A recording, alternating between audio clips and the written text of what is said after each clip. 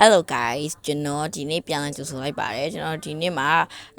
Red Nicholas တွေဆိုရတာပြင်းလို့ Frozen Sea Showdown ပွဲကိုသွားဆောင်မှာဖြစ်ပါတယ်အဖွဲလေးကတော်တော်မိုက်တယ်ပေါ့နော်အဓိကအဖြစ်အဲ့ဒါကို Franco တစ်ခေါင်နဲ့ပဲကင်လို့ရမယ် Battle Spell ကလည်း Franco ပဲကင်လို့ရပြီးတော့ Battle Spell only ရတော့ Flicker နဲ့ပဲဆော်လို့ရမှာဖြစ်ပါတယ်အဲ့ဒါကိုဒီ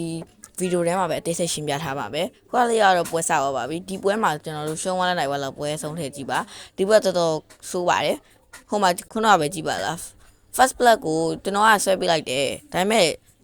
မရအောင်။ तू က cyclone wine နဲ့ဟိုဘက်ကိုပြန်ပြေးသွားတယ်။ရဘာဖြစ်အဲ့ထားလိုက်တော့ဒါပေမဲ့ဟိုဘက်ကလူကပြန်ဆွဲပြီးဟိုဘက်ကဘာလို့ပထမဦးဆုံး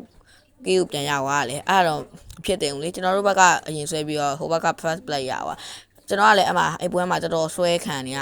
ဒီဘက်ကိုကြောက်လို့လွတ်လာပြီလို့ပြောတော့မှရှိတယ်ဟိုဘက်ပြန်ဆွဲသွားလိုက်ဒီဘက်ကလေဟိုဘက်ကကြီးပဲဆွဲနေတာဒီလားenemy ဘက်ကလည်းအရန်ကောင်းတယ်တော်တော် Franco တွေကတော်တော်လေးကောင်းတယ်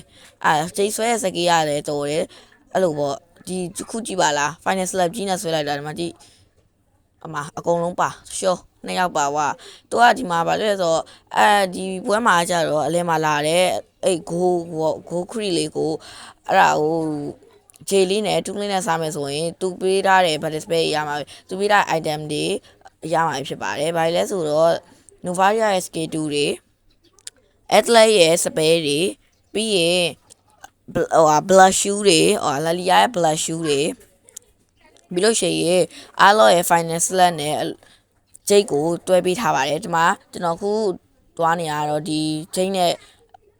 Atlas ရဲ့ဂျိတ်နဲ့ပေါ့နော်ကျွန်တော်ခုဆိုရင်6 k ရပါပြီဒီမှာကျွန်တော်တန်ကီကြောင်ဆော့မှာပေါ့နော်အဲ့တော့ခုဆိုမှာတိတာပုံအသေးလူอ่ะဒီလား final slot ရသွားကျွန်တော်ခုပြီးတော့မိုးချိုမရဲ့